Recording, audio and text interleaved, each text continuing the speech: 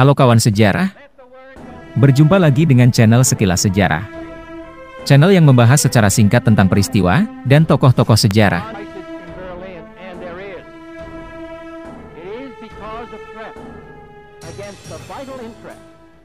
John Fitzgerald Kennedy, atau biasa dikenal dengan John F. Kennedy, merupakan Presiden ke-35 Amerika Serikat. Namanya sering disebut-sebut bukan hanya karena ia adalah presiden yang menjabat pada masa Perang Dingin, melainkan juga kematiannya yang penuh misteri dan syarat akan teori konspirasi. John F. Kennedy lahir pada 29 Mei 1917, di kota Massachusetts, Amerika.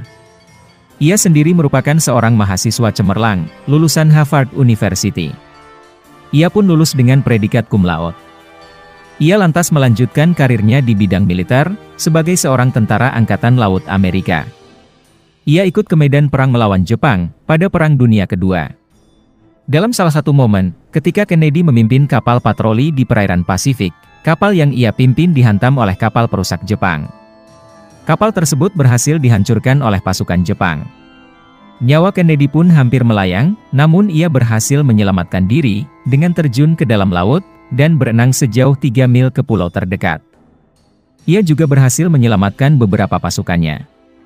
Meskipun mereka sempat terdampar selama 6 hari di pulau tersebut, namun mereka kemudian berhasil diselamatkan oleh pasukan Amerika yang lain.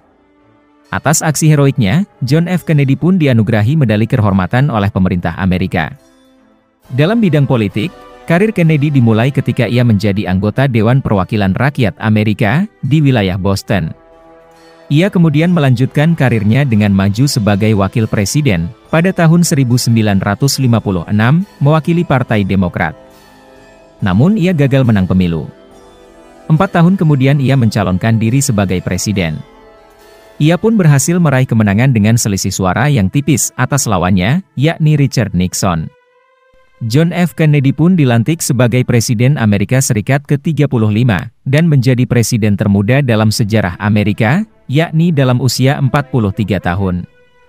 Selama menjabat sebagai presiden, John F. Kennedy berhasil meraih simpati publik Amerika dengan program dan kebijakannya. Di antaranya adalah keberhasilan mendaratkan manusia pertama ke bulan, adalah salah satu program yang ia canangkan. By the Atlantic. We choose to go to the moon. We choose to go to the moon.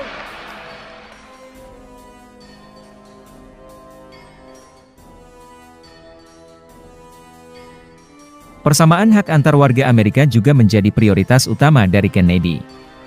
Dalam pidato pelantikannya, Kennedy menyerukan sebuah kalimat yang kemudian menjadi sangat terkenal, yakni, "Jangan bertanya apa yang akan negara berikan kepadamu. Tetapi tanyakanlah, apa yang akan kamu berikan kepada negara ini."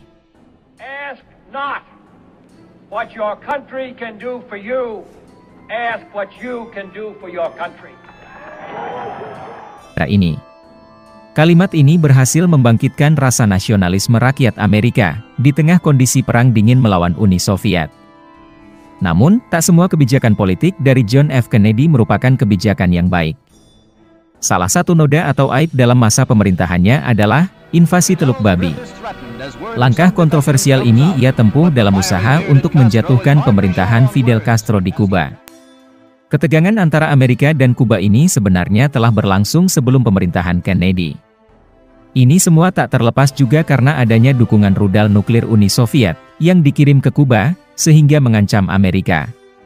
Akhirnya Kennedy dibantu CIA, secara rahasia melatih orang-orang buangan dari Kuba yang anti terhadap Castro, dan kemudian mengirim mereka untuk menyerang Kuba melalui Teluk Babi, wilayah Kuba. Pemerintahan Fidel Castro rupanya telah mengetahui rencana tersebut dari seorang intelijen Uni Soviet. Castro pun mengirim pasukan ke wilayah tersebut, sehingga pasukan kiriman Kennedy dan CIA menjadi bulan-bulanan tentara Castro. Serangan yang semula mendapat sokongan penuh dari angkatan bersenjata Amerika, terpaksa dibatalkan oleh Kennedy setelah media mulai mengendus berita serangan tersebut. Sehingga pasukan kiriman yang menjadi bulan-bulanan tentara Castro, tak mendapat bantuan sebagaimana rencana awal Kennedy dan CIA.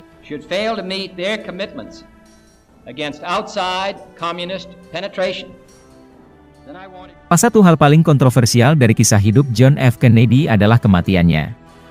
tepatnya pada 22 November 1963, di Dallas, Texas. Ketika itu Kennedy tengah mengunjungi kota tersebut untuk berkampanye. Ia melakukan iring-iringan menggunakan mobil limousine terbuka, alias tak beratap. Ia duduk di kursi belakang, di samping istrinya. Mobil iring-iringan tersebut berjalan dengan perlahan memasuki Jalan Elm Street.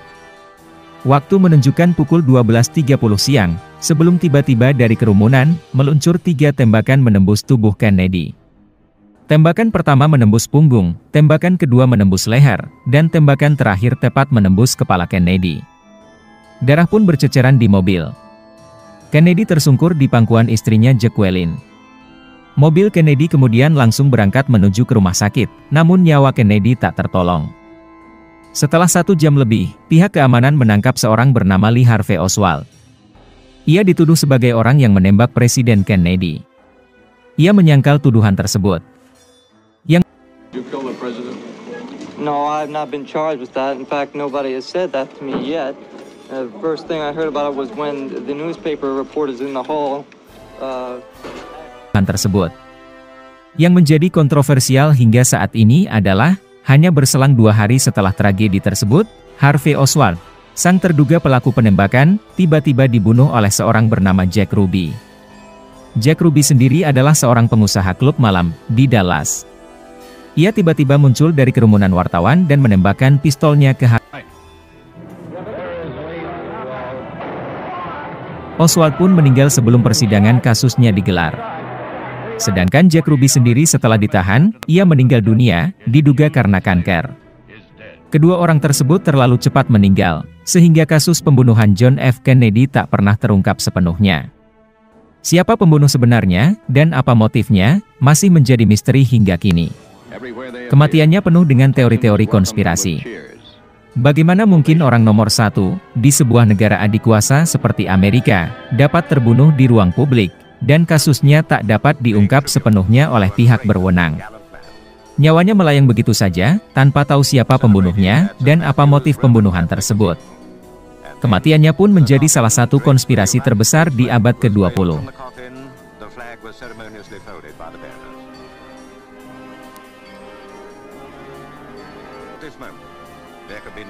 Sekian pembahasan kita kali ini. Jika menurut kawan sejarah video ini bermanfaat, silahkan like, komen dan jangan lupa juga untuk subscribe channel Sekilas Sejarah.